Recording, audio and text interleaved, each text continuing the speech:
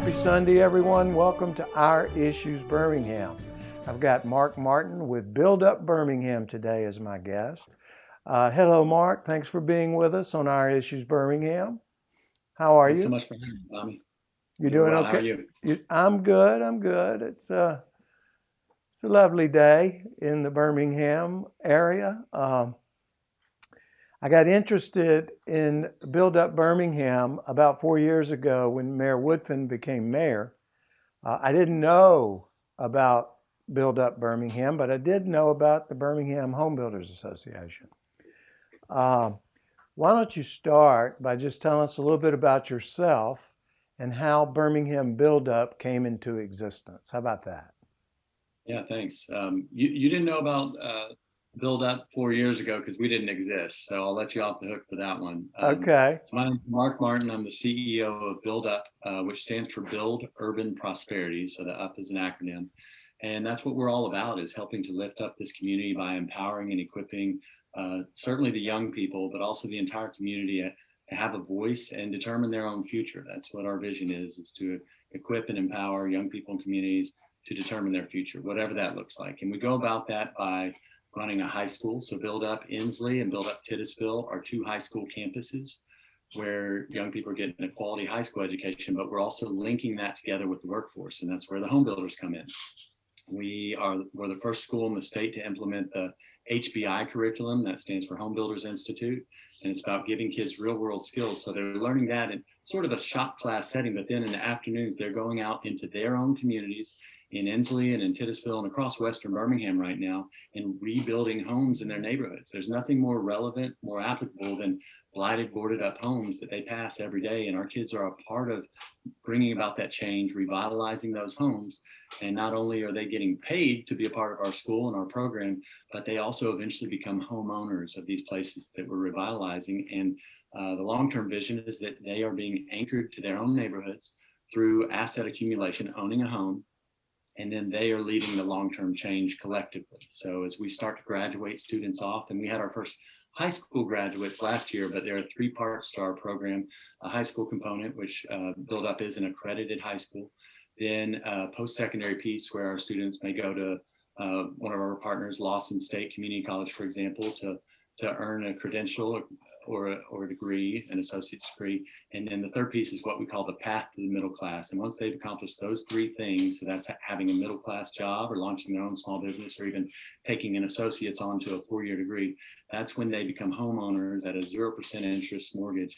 And so they're really building wealth faster. And again, changing the neighborhood along the way. So, and then of course the home builders interest, besides just lifting up this community, which the Home Builders Association is extremely involved in, but it's also about readying young people to come into this industry and fill some of these vacant jobs that we're struggling to fill. Yeah, there is certainly a shortage. I know you have a PhD of some sort. I don't know what it's in. Why don't you tell us a little bit about how you got? My daughter would say I'm not a real doctor. Well, same thing for a lawyer. I have a Yeah. JD, but I don't Sure. make anybody call me doctor. As a matter of fact, I'm just Yeah, so I actually happy they got call. my first degree from the University of Alabama, but then left the state for the next 14 years. So I grew up in Huntsville, and then when I finished at Grissom High School, went to Alabama and studied finance. But then I went into a program called Teach for America, which we now have here in Alabama and in Birmingham specifically. But at the time, there was no presence here. So I had to move to Atlanta. And on the west side of Atlanta, I started out as a first grade teacher with a finance degree. And it was quite a learning experiment for me. But as much as we don't want to experiment with kids, I was there to love on them and do the best I could. And I learned so much. And, it made me a much stronger teacher and educator, having started on the west side of Atlanta on Bankhead Highway, and knew at that time that I was going to stick with education. Ended up getting an MBA at Georgia, and later starting a charter school and running that for 7 years in post-Katrina New Orleans, and then finally studied education. And so my doctoral degree is from Harvard University's Ed School and is in education leadership. And that's where literally the way I see it, the Lord kind of placed Build Up on my heart. I'd seen so much of what doesn't work in the previous 15 years of working in urban public schools. And then this was a model that would be very different because it was not just impacting what schools typically can impact within the four walls of the classroom, but it was impacting workforce skills and stability through earning wages. Our students, even though they're not employees, they get an education stipend just like I got in my MBA program and just like I got it at my doctoral program. So they're earning dollars that, keep them engaged for sure and help put food on the table in some cases because our students are all coming from largely low-income families. So we have two physical buildings that are essentially high school, middle school, or just high No, school? it's actually underclass and upper class is the Is way that we're how you looking call at it? it. And they're Yeah, taught so it's the core subjects as well as the uh, skill set to do things absolutely, in the construction industry, I trust. It's absolutely. And we limited to don't try and do construction. all that on our own. There are a lot of components to this. And so it's both academic pieces that Build Up has done a great job with. We have some incredible instructors, licensed teachers who are teaching humanities, that's social studies and English together, teaching kids about their own history, starting on the west coast of Africa and coming to present day, but teaching the English language arts skills along the way. Math, which we integrate a lot. We teach a course called Geometry and Construction, which instead of two-dimensional blackboard, it's taught with 2x4s and power tools. And then also we have a science course, but then our kids are doing linked learning, connecting the two. And that's where we also send kids out to internships and apprenticeships. You probably heard a lot last week about that with Birmingham Promise, but going and learning from those who go before you and have those skills and have made a good living at it. And that's what we really depend on partnerships for.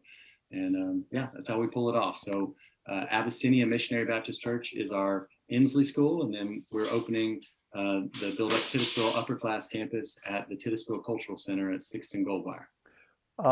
That's fantastic. What a great idea and what a great project to engage in. We're going to take a short break.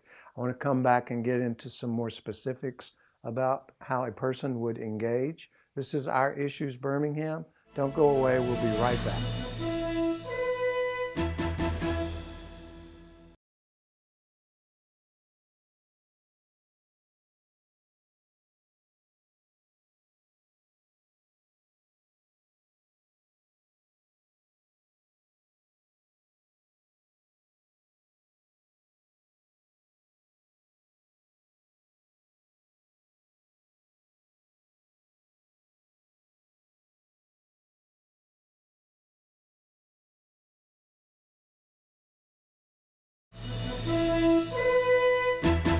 Welcome back to Our Issues Birmingham. We're talking with Mark Martin with Build Up Birmingham about a tremendously interesting and innovative and progressive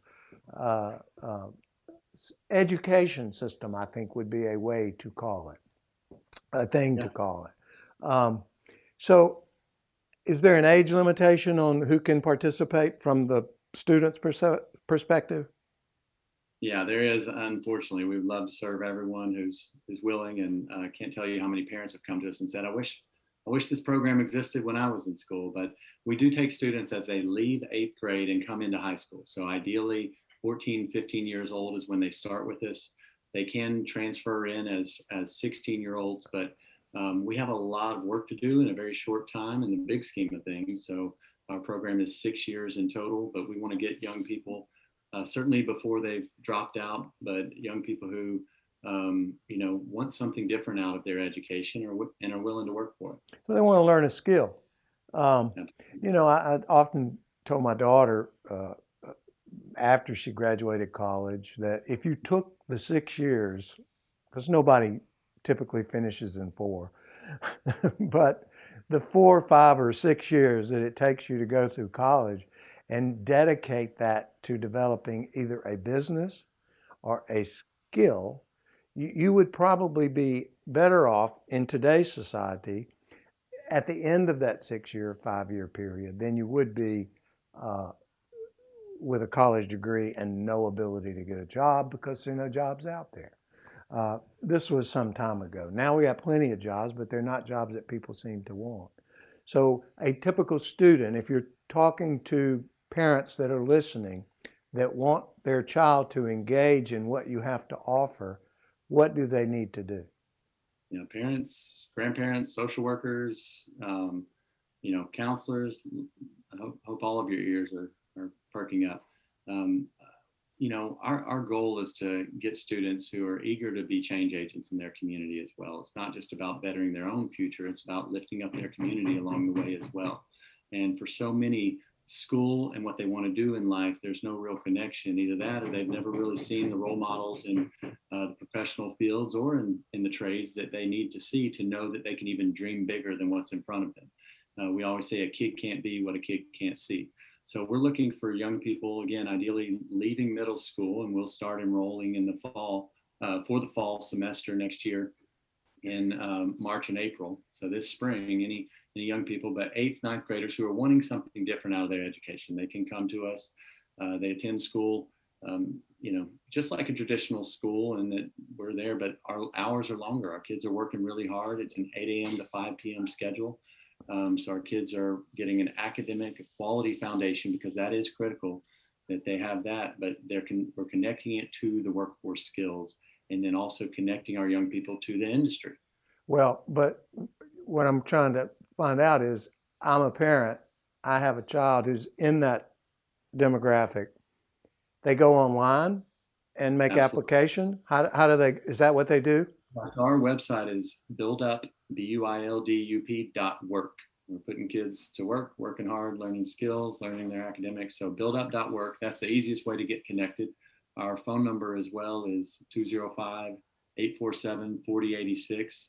Now, in addition to getting an education, you mentioned that at the conclusion of the day, the students go out into the field and put in a couple hours with a hammer and a nail, or a mortarboard, or a bricklayer or something.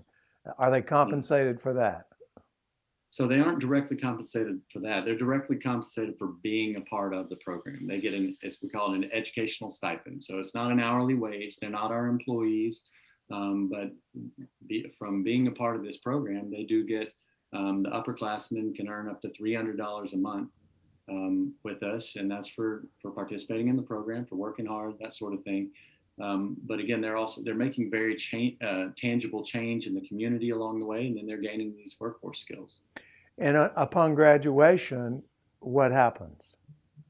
Yeah, so there are really multiple graduations in some senses. Last year, just in our third year, we had some students that came to us as first-year students with high school credits already. So we had what we call the grade 8 graduation. And actually, the Today Show on 4th of July, you can see it on YouTube, came and covered it. But we had 8 graduates last year of our high school program.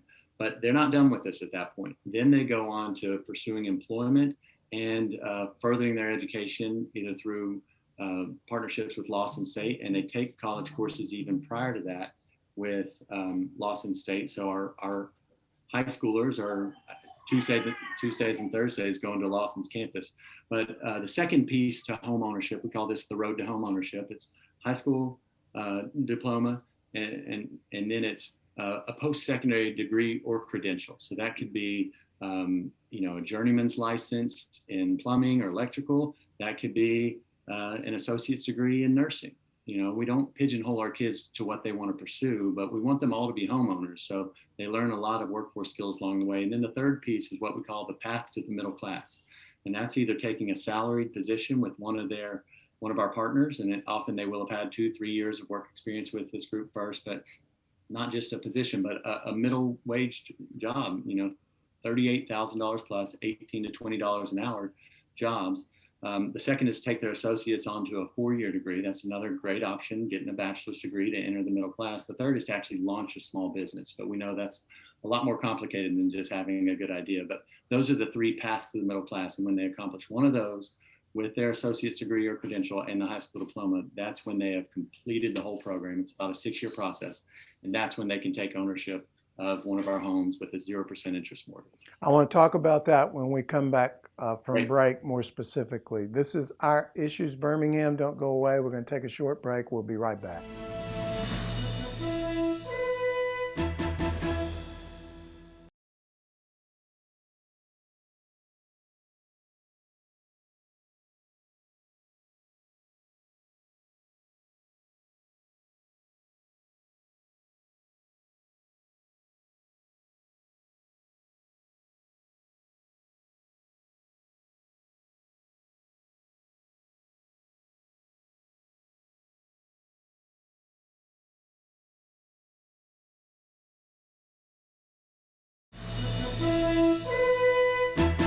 Welcome back to Our Issues Birmingham. Mark Martin with Build Up Birmingham. Um, it's fascinating, as I've said before, but you've mentioned a couple of times about the student ultimately becomes a homeowner in the community. But we're not talking about giving them a home. I know you're going to make them We pay prefer the and be term earn. responsible. They are earning because they are working really hard. They earn a home, and so Walk when we us complete the homes, through we don't that. need to. Walk us through that process. Yeah. So as we're working on homes and the kids are learning the skills by putting those skills to use out in the neighborhood, improving homes that we've acquired, or we work with partners like Navigate Affordable Housing, their Housing Affordability Trust, the Housing Authority of Birmingham. Those are groups and partners that we work with. But ideally, the kids are moving into the homes with their families because so many of our students live in really, really unfortunate situations with mold and mildew, rodents and pests. Just a lot of homes in Western Birmingham have been run down and are not really dignified places. So the families move in first as we complete these. And this is after a student spent 2 years, and they're renting, and they're not renting for $1 more than they've been renting elsewhere, oftentimes from absentee landlords and slumlords. But they move into the home. But as the student works their way through the program, they're practicing home ownership. When they complete all 3 components of that road to home ownership I mentioned last segment, that's when they will get through our CDFI that we're launching called Works First. A guy named Bradley Davidson leads that work. They'll get a 0% interest mortgage, and we have lots of partners towards that. Lots of banks are going to be involved, and other CDFIs, and lots of folks in the philanthropic community as well are going to be involved. That's a real team effort, putting a mortgage product like that together. But over 20 years, the students will pay it off, and they'll pay exactly what we put into that house. And so they're building equity, they're helping rebuild their neighborhood, they're gathering assets, and some will even get a duplex so that they can become a landlord and start building wealth even faster and accumulating assets faster. And also it allows them to have twice the impact in their neighborhood of 2 families that are hopefully all leading the community back in the right direction. So I would assume most of these young ladies and gentlemen don't have a cash hoard for a down payment. So when you say 0% interest, I assume there's not much of a downstroke as well.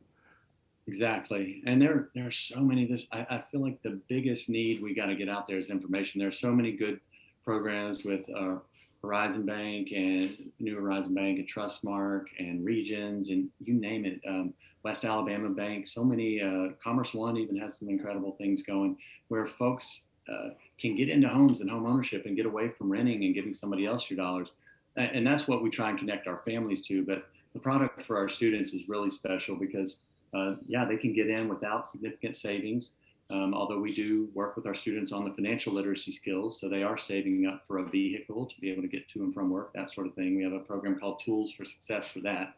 But there are a lot of pieces to being successful in life, and we're trying to connect the dots wherever our kids may have those lacking. And I'd love to tell you how other folks in the community who may not have kids can also get connected to helping out our work.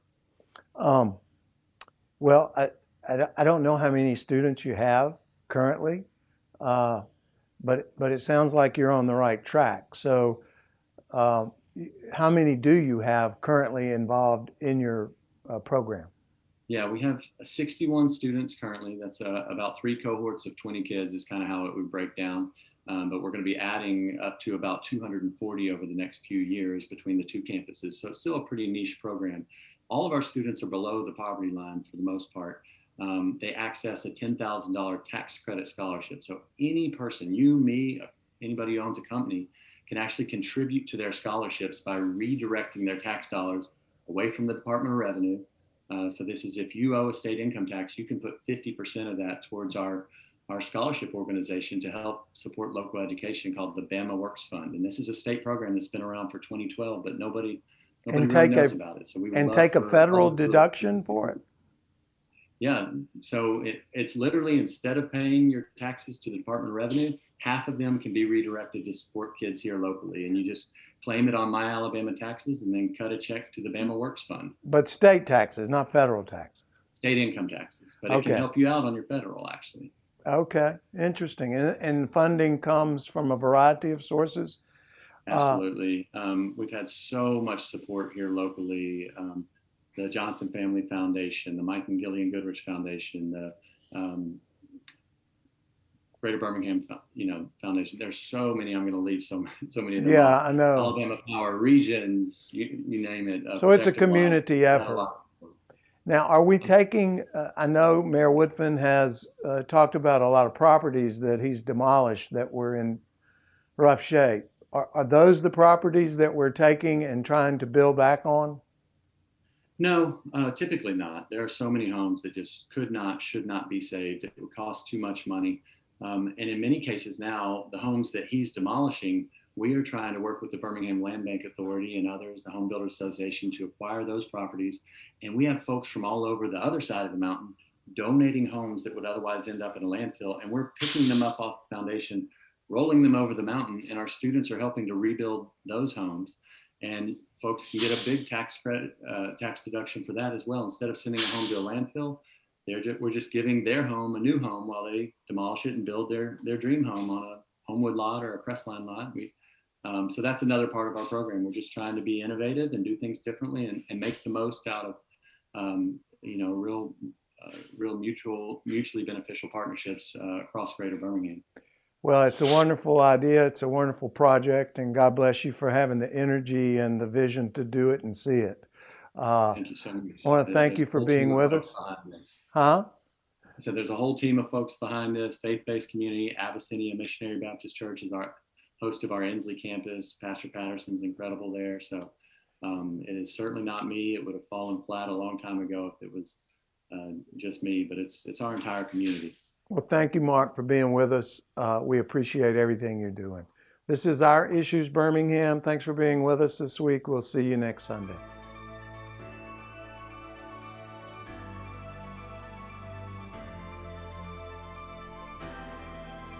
I am blind, but I need not see. I know this road is there for me.